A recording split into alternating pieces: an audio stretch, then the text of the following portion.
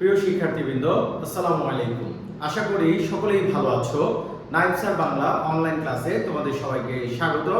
আজকে আমাদের পার্ট হচ্ছে ব্যাকরণ অংশ নিয়ে আমরা আলোচনা করব এবং ব্যাকরণের খুবই খুবই খুবই গুরুত্বপূর্ণ একটি টপিক নিয়ে, যেখানে মানে বাংলাদেশের যে কোনো পরীক্ষাতে একেবারে জব পরীক্ষা থেকে শুরু করে সরকারি ব্যাংক কিংবা ভার্সিটি অ্যাডমিশন কিংবা আমাদের এইচএসসি এসএসসি নবম অষ্টম সপ্তম প্রায় সকল শ্রেণীতে এই টপিকটা খুব গুরুত্বপূর্ণ সহকারে রাখা হয় এবং এখান থেকে প্রশ্ন আসে। তাহলে এই টপিকটা কি? আমাদের আজকের টপিক হচ্ছে সমাস। তো আমরা একটা কথা শুনে থাকি সমাস সম্পর্কে, যে বলা হয়ে থাকে যা শিখিতে লাগিবে 6 মাস তাকে বলে নাকি সমাস। আসলে এই যে সমাস শিখতে 6 মাস লাগে কিনা, আসলে না, সমাস শিখতে 6 মাস লাগে না। সমাস শেখার জন্য আমাকে জানতে হবে আসলে আমি কি শিখবো সমাসের, সেটা আমাকে জানতে হবে। আসলে প্রাথমিকভাবে আমাকে ওটা ধারণা নিতে হবে আসলে শিখতে হয় কি, সমাসে কোন বিষয়গুলো আমাকে জানতে হয়। কিন্তু সমাস নিয়ে আমি এমন একটা আলোচনা করব আজকে, যেটা আগে কখনো কেউ আলোচনা করেনি, ঠিক সেইভাবে আমরা আলোচনাটা শুরু করব। ঠিক আছে, চলো। আমি এখানে একটা শব্দ দেখা যাচ্ছে, তাই না? এটা হচ্ছে একটা জার্মান শব্দ। ঠিক আছে, এই শব্দটা আরো বড়, তো এটা আরো বড় শব্দ। আমি এখানে একটু একটা অংশ কমিয়ে আমি শব্দটাকে লিখেছি। শব্দটা হচ্ছে এই শব্দটার মধ্যে তোমার এই শব্দটার মধ্যে স্ট্যালি একটা অংশ আছে শেষের দিকে। এই পুরো অংশটার সাথে স্ট্যালি অংশটাও যুক্ত আছে। এই এত বড়, তো আমরা যদি গুনি এখানে প্রায় 23-24টা লেটার আছে। 23-24টা লেটার নিয়ে জার্মান ভাষায় একটা শব্দ তৈরি হয়েছে। আসলে এটার অর্থ কি? হ্যাঁ, এটার অর্থ কি? এটা পড়তে গেলেও আমাদের মানে দাঁত ভেঙে যাওয়ার মতো অবস্থা হবে। তারা এত বড় একটা শব্দ বানিয়েছে। এটার অর্থ হলো যে কোনো মানে প্যাকেট তদারকি করার স্থান। যা কিছু প্যাক করে নিই আমরা, যা কিছু আমরা প্যাকেট করি, এগুলাকে যেই জায়গাতে তদারকি করা হয় সেই স্থানটাকে বলা হয়, এটা হচ্ছে আসলে যে প্যাক অফ বেরান স্টলি, যে প্যাক অফ বেরান স্টলি। এই জায়গাটা হচ্ছে কোথায়? এটা যখন আমরা জার্মানে যখন রেল স্টেশনে কিংবা বিমানবন্দরে যাওয়া হয়, তখন সেখানে এই বিশাল শব্দটা দেখা যায় একটা কক্ষের সামনে বা একটা জায়গার সামনে, যেখানে হচ্ছে মানুষ যে জিনিসপত্র ব্যাগ নিয়ে যায় সেইগুলাকে তদারকি করা হয় ওই জায়গাটাতে। এখন প্রশ্ন আসতে পারে, স্যার এটার সাথে সমাসের সম্পর্ক কি? আসলে এই শব্দটা 3টা অংশ দিয়ে তৈরি হয়েছে। ঠিক আছে, 3টা অংশ দিয়ে 4টা অংশ দিয়ে এটা তৈরি হয়েছে। 3-4টা শব্দ মিলে একটা শব্দ করা হয়েছে। এইটাকে হচ্ছে আমরা সমাস বলতে পারি। আরো খুব কাছের থেকে যদি আমরা এক্সাম্পল নিই, আসলে আমরা যখন ফেসবুকে কোথাও কোনো মানে কমেন্ট করি, তো কমেন্টে আমরা কি লিখি? থ্যাঙ্কস, কিন্তু আমরা পুরোটা লিখি না, আমরা TNX লিখি, থ্যাঙ্কস। ওয়েলকাম যখন আমরা লিখি তখন আমরা WLCM লিখি, ওয়েলকাম সংক্ষেপে। যে গুডকে আমরা সংক্ষেপে এভাবে দিচ্ছি, নাইটকে এভাবে দিচ্ছি। ঠিক আছে, এটা কেন করে? আসলে এই জিনিসটা আমরা কেন করি? এই জিনিসটা করার কারণ হচ্ছে আমরা চাই স্বল্প সময়ে আমাদের মনের অনুভূতিটাকে প্রকাশ করতে। স্বল্প সময় আমরা চাই কম জায়গার মধ্যে অধিক কথা লেখার জন্য, অধিক অনুভূতি ব্যক্ত করার জন্য আমরা চাই কম পরিশ্রম করতে, তাই না? তাহলে এই সবগুলো কারণে, যে কম পরিশ্রম করা, কম জায়গা ব্যবহার করা, তারপর হচ্ছে তোমার কম সময় ব্যবহার করা, এগুলো সবগুলো মিলিয়ে আসলে কি তৈরি হয়? এগুলো সবগুলো মিলিয়ে আমরা যেটা করি, সেখানে আমরা সংক্ষিপ্ত সংক্ষিপ্ত শব্দ তৈরি করি। সমাস জিনিসটা ঠিক এই ধারণা থেকেই এসেছে। কারণ হচ্ছে সমাস, এরা হচ্ছে আমরা যেগুলো করছি এগুলো কোনো ব্যাকরণ মেনে আমরা করছি না। পার্থক্য কি? এগুলো আমরা যেগুলো করছি এগুলো আমরা কোনো ব্যাকরণ মেনে করছি না। সমাসে যেগুলো করা হয় সেগুলো কিন্তু ব্যাকরণ মেনেই করা হয়। ঠিক আছে, এবার চলো আমরা একটা যদি এক্সাম্পল দেখি সমাস সম্পর্কিত। আমরা যদি একটা এক্সাম্পল দেখি, যেমন ধরো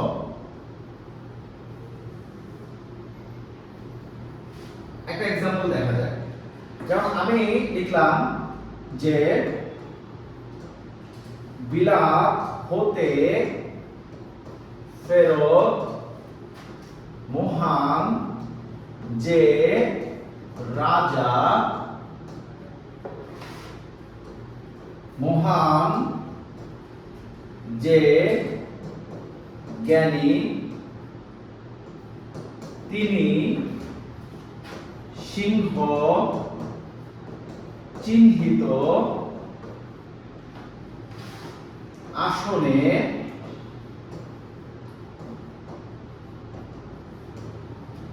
বসলেন। এখানে আমি একটা শব্দ একটা বাক্য লিখেছি যে বাক্যে আমি কোনো প্রকারের সমাস প্রয়োগ করি নাই। কোনো প্রকারের সমাস আমি এখানে প্রয়োগ করি নাই, কিন্তু কোনো প্রকারের সমাস প্রয়োগ ছাড়া আমি বাক্যটা লিখেছি। এখানে আমার 14টা শব্দের প্রয়োজন হয়েছে।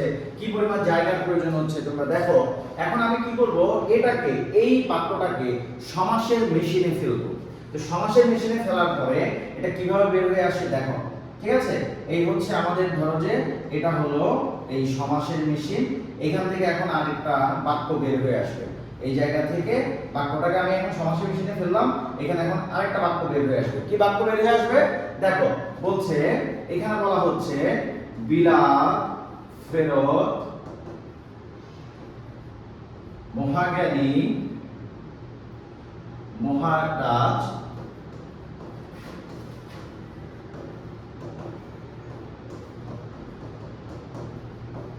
সিংহাসনে বসলেন। ওকে, মহাজ্ঞানী মহারাজ সিংহাসনে বসলেন। ওকে, তাহলে তুমি দেখো এই যদি বা এখানে মহারাজটা আগে আছে মহাজ্ঞানীটা পরে আছে ওটা সমস্যা নেই, আবার বাক্যটাকে সাজিয়ে লিখলাম আর কি। ঠিক আছে, তাহলে বিরাট ফেরত মহাজ্ঞানী মহারাজ সিংহাসনে বসলেন। এইখানে দেখো পুরো বাক্যটা লিখতে এখানে কি পরিমাণ জায়গার প্রয়োজন হলো আর এইখানে কি পরিমাণ জায়গার প্রয়োজন হলো এক। দ্বিতীয় বিষয় হচ্ছে আমার এটা লিখতে কি পরিমাণ সময়ের প্রয়োজন হলো, এখানে আমার কি পরিমাণ সময়ের প্রয়োজন হলো। ঠিক আছে না, এখানে দেখতে এটা লিখতে আমার মানে হচ্ছে পরিশ্রমটা বেশি হয়েছে, এটা লিখতে আমার পরিশ্রমটা কম হয়েছে। এই জন্যই মূলত সমাসটা করা হয়। সমাসের কাজ হচ্ছে সংক্ষিপ্ত করা। সমাসের কাজ কি করা? সংক্ষিপ্ত করা। এখন দেখো যদি সমাস না থাকতো তাহলে এখানে পাঁচটা, এখানে হচ্ছে কয়টা, একটা দুটা তিনটা চারটা পাঁচটা শব্দ, আর এখানে হচ্ছে 14টা শব্দ, মানে 3 5 15টা। অর্থাৎ সমাসের কারণে আমাদের 3 ভাগের 1 ভাগ শব্দ কমে গেছে বাংলা ভাষাতে। যে বইটা 200 শব্দে মানে 200 পৃষ্ঠার বই, সমাস না থাকলে সেটা 600 পৃষ্ঠায় হয়ে যেত। ঠিক আছে না, তাহলে সমাস কিন্তু আমাদের অনেক বেশি উপকার করেছে। এই জন্য বিভিন্ন পরীক্ষাতে আসলে সমাসকে অত্যন্ত গুরুত্ব দেওয়া হয়ে থাকে। ঠিক আছে, এই জায়গা থেকে আমরা সমাসের ধারণাটা নিতে পারি। সমাস কাকে বলে? এই যে দেখো এখানে ছিল বিলাত হতে ফেরত, আর এখানে আছে কি বিলাত ফেরত। তাহলে দেখা গেল 3টা শব্দকে একটা শব্দে রূপান্তর করলো, 3টা শব্দকে একটা শব্দে রূপান্তর করলো। তাহলে সমাসের কাজ হচ্ছে একাধিক শব্দ বা পদকে এক পদে রূপান্তর করা। এটা হচ্ছে সমাসের কাজ, একাধিক শব্দ বা পদকে এক পদে নিয়ে আসবে। তাহলে একাধিক পদের এক পদীকরণকে সমাস বলে। আরেকটা কি বলে? সমাস মানে সংক্ষিপ্ত করা। সমাস মানে কি করা? সংক্ষিপ্ত করে ফেলা, বড়কে ছোট করে ফেলা। সমাস মানে সংক্ষিপ্ত। আবার সমাস কি করে? শব্দকে মিলিয়ে ফেলে। তাহলে এটাকে বলে শব্দের মিলন, তাই না? তাহলে শব্দ মিলে, শব্দের মিলন বা সংক্ষিপ্তকরণকে আমরা কি বলতে পারি? সমাস বলতে পারি। তাহলে সমাস সম্পর্কে আমাদের ধারণা স্পষ্ট হয়ে গেল। এবার আসো আমরা পরবর্তী স্টেপে যাই, সমাসের প্রকারভেদে যাওয়ার আগে আমরা দেখি এই যে সমাসের ভিতরে হ্যাঁ যে অংশগুলো থাকে এই অংশগুলো আমাদেরকে জানতে হবে। সমাসের ভিতরে কি কি অংশ থাকে দেখো। এই যে বিলাত হতে ফেরত, বিলাত ফেরত।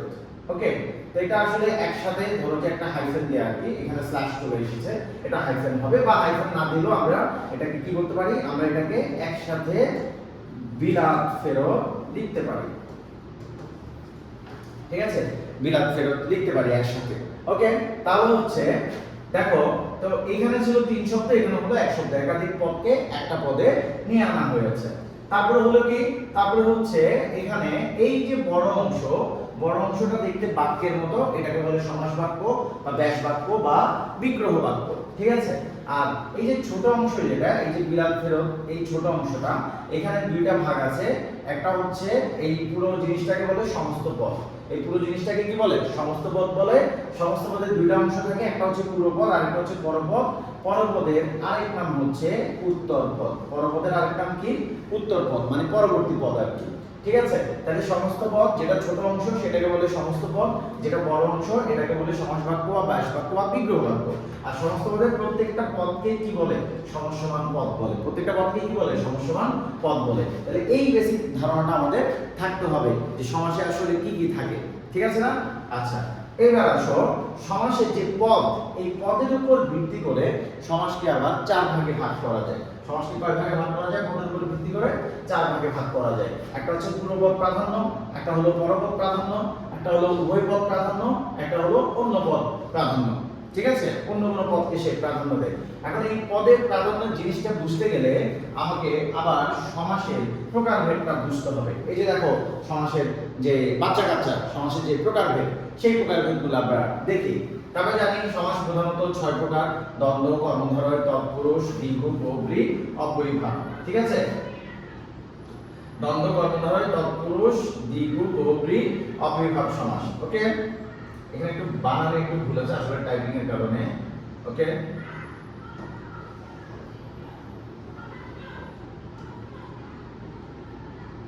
ওকে, এই যে দেখো তৎপুরুষ সমাস। ঠিক আছে, আচ্ছা তাহলে দ্বন্দ্ব, কর্মধারয়, তৎপুরুষ, দ্বিগু, বহুব্রী, অব্যয়ীভাব। এছাড়াও আছে প্রাদি, ন, অলুক, নিত্য। এছাড়াও এই সমাসগুলো আমরা পাচ্ছি। ঠিক আছে, আচ্ছা এখন আসো কোন সমাসটা আমরা কিভাবে চিনতে পারি, কোন সমাসে কোন পদ প্রাধান্য। একটু পরে আমরা একটু আগেই দেখলাম যে চারটা মানে পদের প্রাধান্য দেয়া হচ্ছে: পূর্বপদ প্রাধান্য, পরপদ প্রাধান্য, উভয় পদ প্রাধান্য, অন্য পদ প্রাধান্য। তাই না? এইভাবে পদের প্রাধান্য দেয়া হচ্ছে। পদের প্রাধান্যের ভিত্তিতে সমাস 4 প্রকার হয়। এখন পদের প্রাধান্যটা আসলে কি রকম হতে পারে বিষয়টা দেখো। প্রথমে আসো দ্বন্দ্ব সমাসের আমরা একটা एग्जांपल দেখি। দ্বন্দ্ব সমাসের কেমন?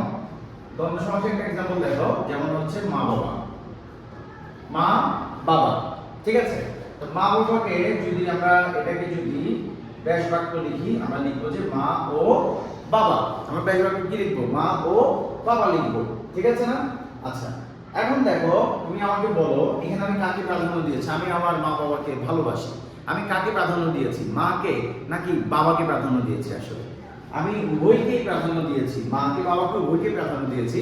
এটাকে বলছে উভয়পদ প্রাধান্য সমাস। ঠিক আছে, আচ্ছা তারপরে দেখো এই যে এইগুলো দেখো, কর্মধারয়, তৎপুরুষ। হ্যাঁ, কর্মধারয়, তৎপুরুষ, দ্বিগু সমাস। কর্মধারয়, তৎপুরুষ, দ্বিগু সমাস। এই কর্মধারয় তৎপুরুষের একটা ধরো যে আমি যদি একটা एग्जांपल লিখি, ধরো যে একটা সহজ একদম সহজ একটা উদাহরণ আছে যেটাকে বলছে নীল পদ্ম। নীল পদ্ম, তো নীল পদ্মকে ভাঙলে আমরা কি পাই? নীল যে পদ্ম। নীল পদ্মকে ভাঙলে আমরা কি পাই? নীল যে পদ্ম, এটাকে বলে নীল পদ্ম। ঠিক আছে, আচ্ছা এখন তোমাকে আমি বললাম সে আমাকে একটি নীল পদ্ম দিল। এখন বলো দেখি আমাকে কি সে মানে নীল দিয়েছে নাকি পদ্ম দিয়েছে? আমাকে একটা পদ্মই দিয়েছে, পদ্মের রংটা হচ্ছে নীল। আমাকে কিন্তু সে নীল দেয়নি, আমাকে সে পদ্মই দিয়েছে, পদ্মের রংটা হচ্ছে নীল রঙের। ঠিক আছে না? আমি মা বাবাকে ভালোবাসি, আমি মাকেও ভালোবাসি, বাবাকেও ভালোবাসি। এখানে হচ্ছে উভয় পদ প্রাধান্য।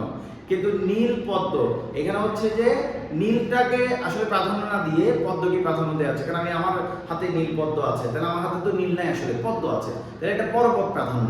ঠিক আছে, ঠিক তদ্রূপ যেমন ধরো যদি বলে যে বিলাত হতে ফেরত। বিলাত হতে ফেরত। ওকে, বিলাত হতে ফেরত সমান বিলাত ফেরত। বিলাত হতে ফেরত সমান বিলাত ফেরত। এই বিলাত ফেরতে দেখো আসলে কি সে বিলাতে আছে এটা বোঝাচ্ছে নাকি বিলাত থেকে যে ফেরত আসছে সেটাকে বোঝাচ্ছে? ফেরতটাকে বোঝাচ্ছে। তাহলে এখানে পরপদটাকে প্রাধান্য দেওয়া হয়েছে। কাকে প্রাধান্য দেওয়া হয়েছে? পরপদকে এখানে প্রাধান্য দেওয়া হয়েছে। বিলাত হতে ফেরত, বিলাত ফেরত, পরপদকে এখানে প্রাধান্য দেওয়া হয়েছে। ওকে, ঠিক আছে, তাহলে এখানে পরপদ প্রাধান্য। আবার দেখো দ্বিগু সমাসের एग्जांपल দেখো, যেখানে বলছে চৌরাস্তা। এখানে বলছে কি? চৌরাস্তা, মানে চার রাস্তার সমাহার। চার রাস্তার সমাহার চৌরাস্তা। তাহলে এখানে কোন পদকে প্রাধান্য দিয়েছে? এখানেও কিন্তু চারকে প্রাধান্য দিচ্ছে না, আসলে রাস্তাটাকে প্রাধান্য দিচ্ছে। রাস্তাটা কেমন সেটা বোঝাতে চার শব্দটা এসেছে। তাহলে এখানেও কিন্তু পরবর্তী পদকে প্রাধান্য দেওয়া হয়েছে। তাহলে এই জন্য বলছে পরপদ প্রাধান্যের 3টা সমাস: কর্মধারয়, তৎপুরুষ, দ্বিগু, এরা হচ্ছে পরপদ প্রাধান্য। দ্বন্দ্ব হচ্ছে উভয়পদ প্রাধান্য। ঠিক আছে, আচ্ছা এরপরে দেখো পূর্বপদ প্রাধান্য সমাস। এটা কি ধরনের সমাস? পূর্বপদ প্রাধান্য। যারা আমরা যদি লিখি ধরলাম আমি লিখলাম যে আমি লিখলাম কুল। কুল, ঠিক আছে, কুল। তো কুল শব্দটা কিন্তু আমরা অনেক ভাবে হতে পারে। আমি যদি প্রতি লিখি,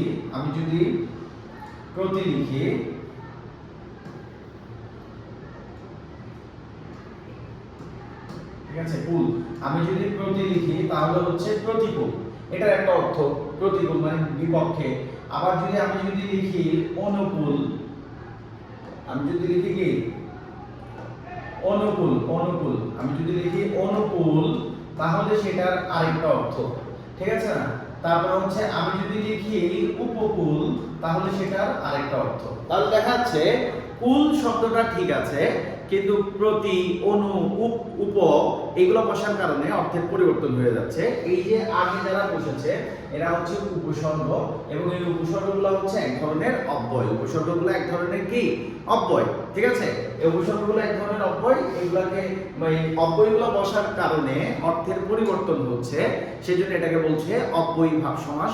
কারণ অব্যয় এখানে ভাব দিচ্ছে, এখানে কার ভাব বেশি? অব্যয়ের ভাব বেশি, এবং তারা হচ্ছে কোন পদে? সমস্ত পদের পূর্ব পদে এরা, তাই না? এরা হচ্ছে পূর্ব পদে। এই পূর্ব পদে বসে তারা অর্থের পরিবর্তন করছে এবং তাদের প্রাধান্য আছে, এই জন্য এটাকে বলছে অব্যয়ী ভাব সমাস, ঠিক আছে? আচ্ছা, তারপরে হচ্ছে তোমার পূর্ণপদ প্রাধান্য, যেমন বহুব্রীহি সমাস। যেমন ধরো বহুব্রীহি সমাসে গায়ে হলুদ একটা কথা লিখলো, এটা ব্যাস বাক্য হচ্ছে গায়ে হলুদ দেয়া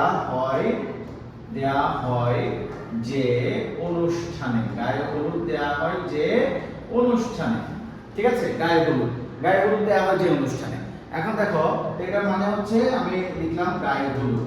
এখন দেখো যে এতক্ষণে আমরা যা পড়েছি, এতক্ষণ পর্যন্ত আমরা যা পড়েছি সেইখানে কি তোমার মানে সবাই যেমন তার সমস্ত পদে যেটা ছিল, ছোট অংশে যেটা ছিল ওটাকেই বুঝিয়েছে, অন্য কিছুকে বুঝাচ্ছে না। কিন্তু এটা একটা ফাজলামি করলো কি সব অন্য কিছুকে বুঝায়। কিভাবে? যেমন এখানে হচ্ছে গায়ে হলুদ, নীলপদ্ম বললে আমি নীলপদ্মকেই বুঝেছি, বাবা মা বললে আমি বাবা মাকেই বুঝেছি, চৌরাস্তা বললে আমি রাস্তাকেই বুঝেছি। কিন্তু গায়ে হলুদ বললে আসলে গায়ে হলুদকে বুঝাচ্ছে না। গায়ে হলুদ বললে ব্যাপারটা বলছে গায়ে হলুদ মানে গায়ে হলুদ না, গায়ে হলুদ দেয়া হয় এমন একটি অনুষ্ঠান, অর্থাৎ একটা অনুষ্ঠান হতে হবে গায়ে হলুদের জন্য, ঠিক আছে না? বউ ভাত পরিবেশন করে যে অনুষ্ঠান তাকে বলে বউ ভাত, তাই না? কিন্তু এখানে হচ্ছে দেখা যাচ্ছে বউ ভাত, আমার মনে হচ্ছে বউ মনে হয় ভাত খায় নিজে, তাই না? কিন্তু না, আসলে হচ্ছে বউ ভাত পরিবেশন করে। তাহলে এই যে সমস্ত পদের সাথে ব্যাস বাক্যের না মিলা, ব্যাস বাক্যের যে মিলল না, এটাকে বলা হচ্ছে অন্য পদের প্রাধান্য।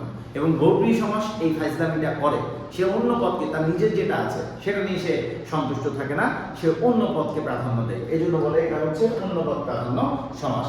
এইভাবে করে পদের প্রাধান্যের ভিত্তিতে সমাসকে চারটা ভাগে ভাগ করা হয়েছে। একটা হচ্ছে পূর্বপদ প্রাধান্য, একটা হলো পরপদ প্রাধান্য, একটা হলো উভয়পদ প্রাধান্য, একটা হলো অন্য পদ প্রাধান্য। ঠিক আছে, ক্লিয়ার বিষয়টা? আমরা আশা করি সবাই বুঝতে পেরেছি। এবার আমরা চলে আসি আবার প্রকারভেদের কাছে। প্রকারভেদের কাছে দেখো, দ্বন্দ্ব সমাস, কর্মধারী সমাস, তৎপুরুষ, দ্বিগু, বহুব্রীহি, অব্যয়ভাব এগুলো আমরা জেনেছি।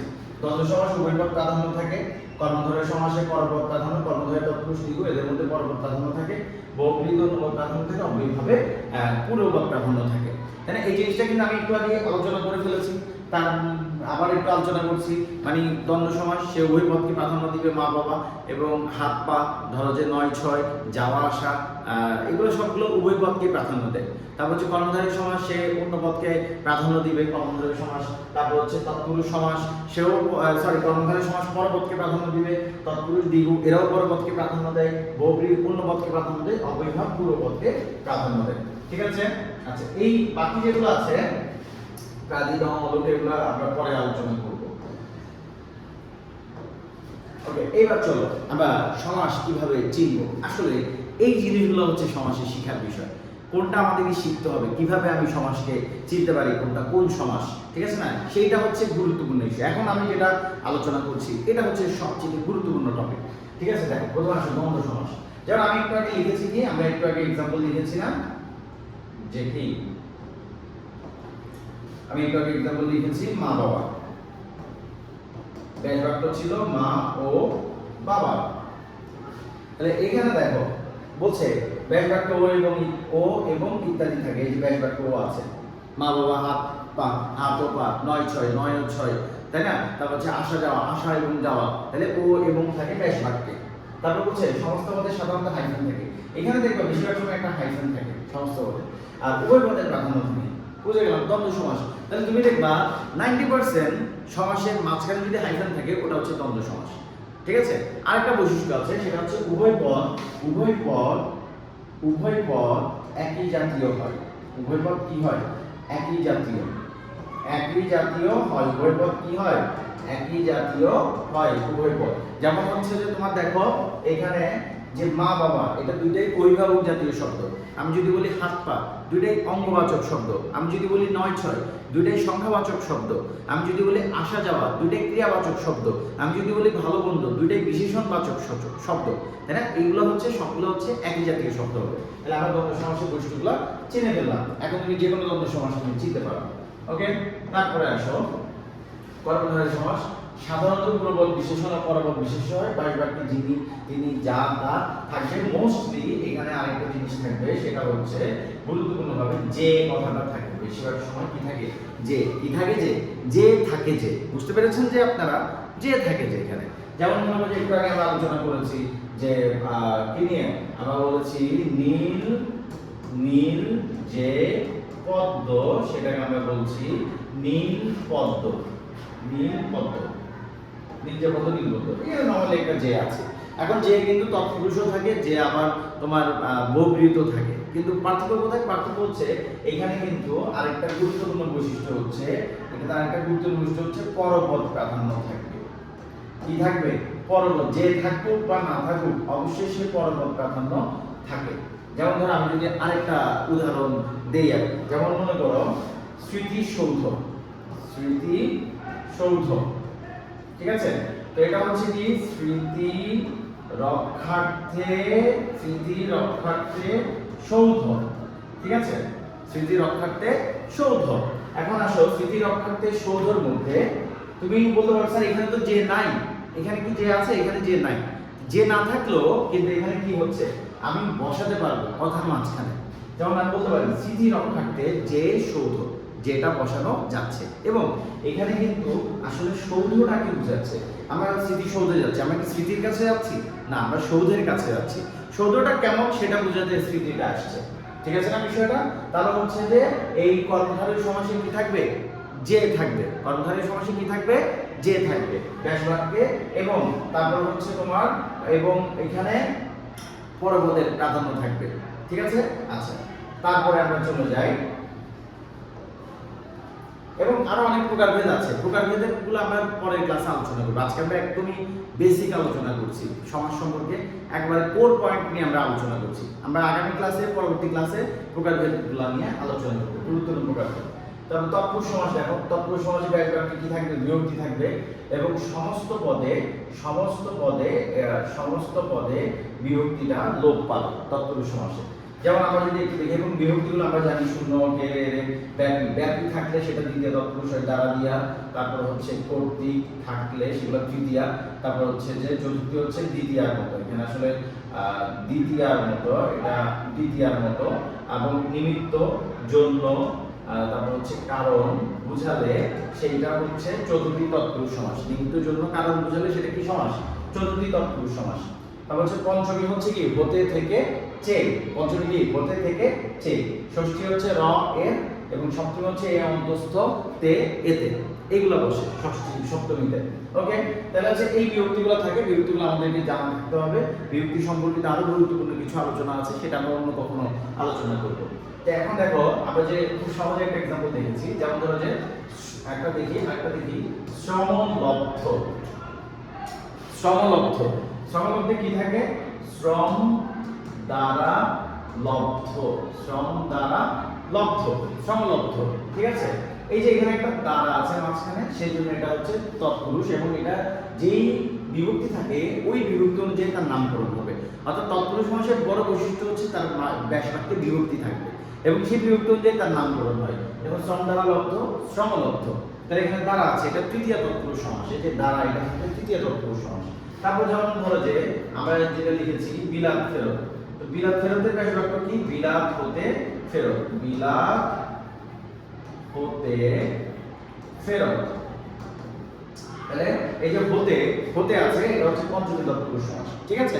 বিভক্তি থাকবে এবং এটা পরবর্তী প্রাধান্য দিচ্ছে। মানে শ্রম দিয়ে যেটা পাচ্ছি, পাওয়াটাকে এখানে গুরুত্ব দিচ্ছে। আসলে শ্রমটাকে না, শ্রম দিয়ে যে পেয়েছি সেই পাওয়াটাকে, লব্ধটাকে, লব্ধ মানে পাওয়াটাকে গুরুত্ব দিচ্ছে। ওকে, তাহলে এটা গেল আমাদের তৎপুরুষ সমাস। এরপরে আসো দ্বিগু সমাস। দ্বিগু সমাসে কি হয়?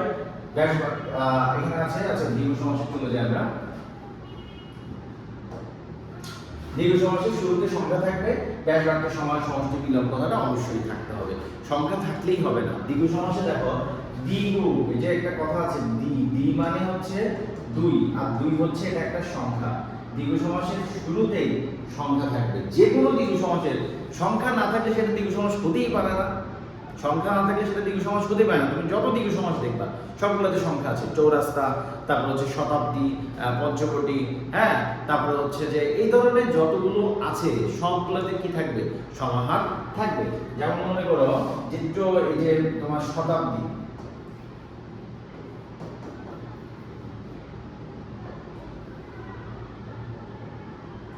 শত অব্দের সমাহার। শতাব্দী, শতাব্দী কি? শত অব্দের সমাহার। এই যে এখানে শত আছে, এখানে সমাহার আছে, তাহলে শুরুতে সংখ্যা আছে এবং ব্যাস বাক্যে অবশ্যই সংখ্যা থাকলেই হবে না, সেখানে সমাহার সমষ্টি মিলন এই কথাগুলোর উল্লেখ থাকতে হবে। যদি উল্লেখ না থাকে সেটাকে আমরা দ্বিগু সমাস বলতে পারি না। কারণ কর্মধারয়তেও সংখ্যাবাচক কর্মধারয় পাওয়া যায়, বহুব্রীহিতেও সংখ্যাবাচক বহুব্রীহি পাওয়া যায়। তাহলে আমি কি করে বুঝবো কোনটা কর্মধারয়, কোনটা বহুব্রীহি বা কোনটা দ্বিগু? এটা কি করে বুঝবো? তো দ্বিগু চেনার উপায় হচ্ছে আমার অবশ্যই ব্যাস বাক্যে এই সমাহার সমষ্টি মিলন কথাটি উল্লেখ থাকতে হবে এবং পরপদের প্রাধান্য অবশ্যই অব্দ বা সময়টাকে প্রাধান্য দিচ্ছে। ঠিক আছে? আচ্ছা, তারপরে আসো আমরা চলে যাই বহুব্রীহির কাছে, সরি অব্যয়ভাবের কাছে। অব্যয়ভাব আমি একটু আগে দেখিয়েছি। অব্যয়ভাব মানে সে যে কুল, এই যে কুল, কুলের আগে যে প্রতি বসবে, কুলের আগে যে অনু বসবে, কুলের আগে যে উপ বসবে, তাই না? এইগুলো হচ্ছে উপসর্গ এবং এগুলো হচ্ছে এক ধরনের অব্যয়। তাহলে এখানে দেখো অব্যয় ভাব, তার নামের মধ্যে একটা ভাব আছে, তার নামের মধ্যে ভাব মারবে কি? এখানে অব্যয়। ভাবকে দেখাবে এখানে অব্যয়, অব্যয়ের ভাব বেশি এবং সে বসছে কোন পদে? পূর্ব পদে। সেই বিষয়টা বলে অব্যয়ভাব সমাস, পূর্বপদ প্রাধান্য সমাস। ঠিক আছে?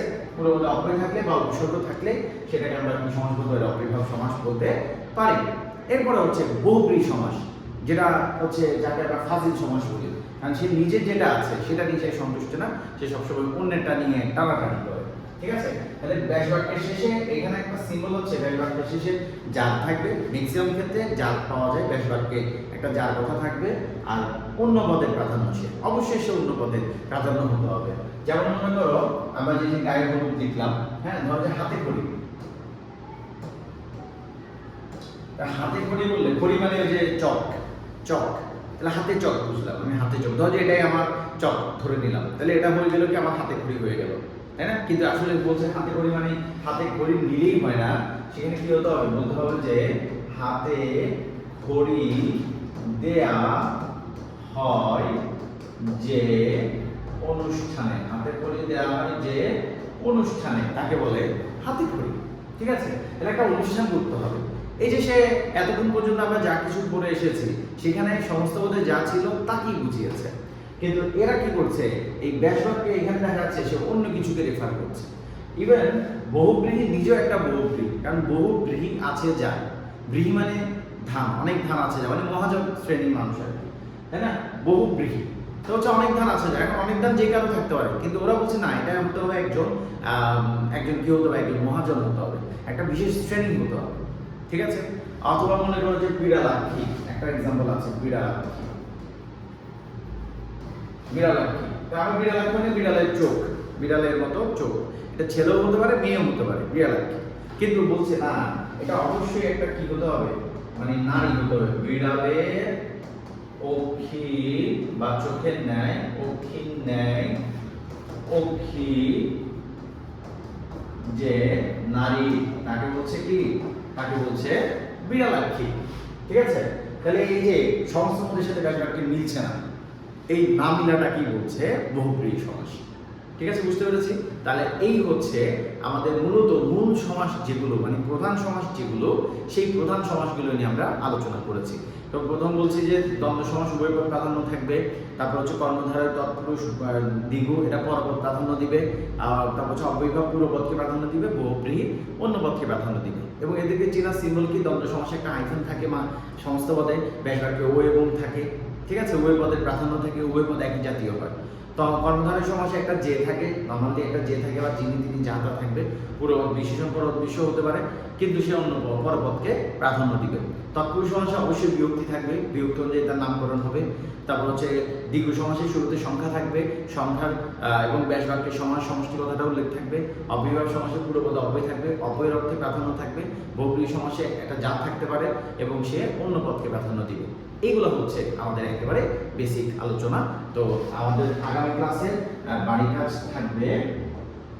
আজকে যা পড়িয়েছি, আজকে যতটুকু পড়িয়েছি শুধু মানে প্রকারভেদ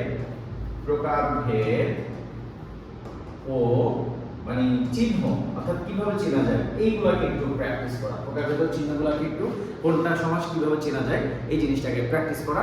আগামী ক্লাসে আমরা ডিটেলসে যাব। আমরা প্রকারভেদগুলোকে আরো যে এই প্রকারভেদের ভেতরে যে আরো প্রকারভেদ আছে সেই প্রকারভেদগুলো নিয়ে আমরা আলোচনা করব। তো আজকে এই পর্যন্তই থাকলো। সবাইকে ধন্যবাদ জানিয়ে পরবর্তী ক্লাস দেখার আমন্ত্রণ জানিয়ে শেষ করছি। আসসালামু আলাইকুম।